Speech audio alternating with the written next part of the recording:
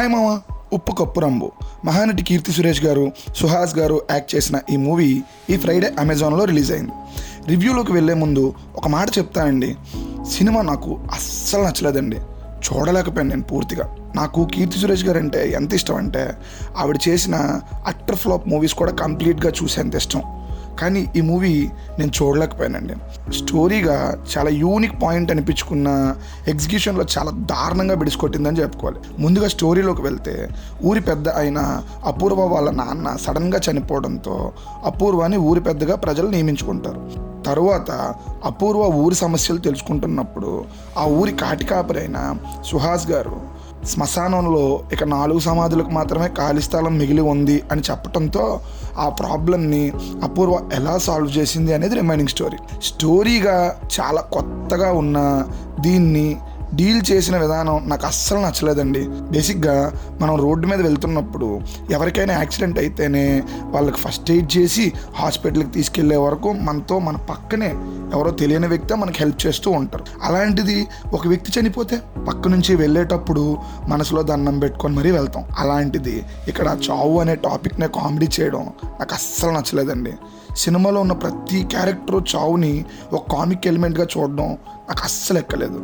అలాగే ఈ character designs కూడా అంతే, ఏవి ప్రాపర్గా ఉండవు. అప్పటికే ప్రతి క్యారెక్టర్ తెలివిగా మాట్లాడుతుంటుంది, అప్పటికే తెలివి తక్కువలో బిహేవ్ చేస్తూ ఉంటుంది. ఇంక్లూడింగ్ కీర్తి గారి క్యారెక్టర్ కూడా అప్పటికి మేధావిలో ఉంటారు, వెంటనే తెలివి తక్కువ దానిలో బిహేవ్ చేస్తూ ఉంటారు. ఎగ్జాంపుల్గా ఒక క్యారెక్టర్ గురించి చెప్పాలి అంటే, శవాల సమాధుల మీద డీటెయిల్స్ చెక్కే వ్యక్తి అచ్చ తెలుగులో అక్షరం తప్పు లేకుండా చెక్కుతూ ఉంటాడు. అంటే చదువుకున్న వ్యక్తి అని ఎవరైనా అనుకుంటారు, కానీ ఇందులో అతన్ని ఏమీ తెలియని అమాయకుల్లా పోర్ట్రే చేస్తారు.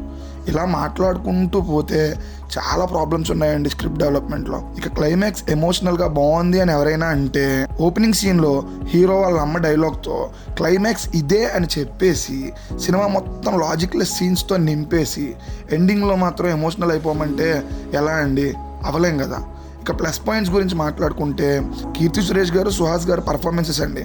వాళ్ళిద్దరిని చూస్తున్నప్పుడు మనకు ఆ క్యారెక్టర్స్ మాత్రమే కనిపిస్తాయి. అలాగే మదర్ క్యారెక్టర్ చేసిన ఆవిడ కూడా చాలా న్యాచురల్గా కుదిరారు. ఇక మ్యూజిక్ చాలా బాగుందండి. కెమెరా వర్క్ కూడా చాలా బ్యూటిఫుల్గా ఉంది. ఇక డైరెక్టర్ ఆయన ఏం తీయాలనుకున్నారో అది తీశారు కాబట్టి సక్సెస్ అయ్యారు. నేను చూడలేకపోయాను కాబట్టి నాకు ఫెయిల్ అయ్యారని మాత్రం నేను చెప్తాను. ఇక మైనస్ల గురించి చెప్పుకుంటూ పోతే, స్టోరీ అండ్ స్క్రీన్ ప్లే అండి. మళ్ళీ స్టోరీ అన్నాను కదా అని వేరే విధంగా అనుకోకండి. పాయింట్గా కొత్తగా ఉంది. డెవలప్డ్ స్టోరీగా నాకు అస్సలు నచ్చలేదు. ఫైనల్గా ఈ మూవీ గురించి చెప్పాలి అంటే, లాజిక్స్ అక్కర్లేదు, చూస్తున్న కాసేపు నవ్వుకుంటే చాలు అనుకుంటే మాత్రం హ్యాపీగా చూసేయండి, లేకపోతే స్కిప్ చేసేయచ్చు. ఫ్యామిలీ ఆడియన్స్ కోసం ఈ సినిమా చూడాలనుకుంటే హ్యాపీగా ఫ్యామిలీతో కలిసి చూసేయండి.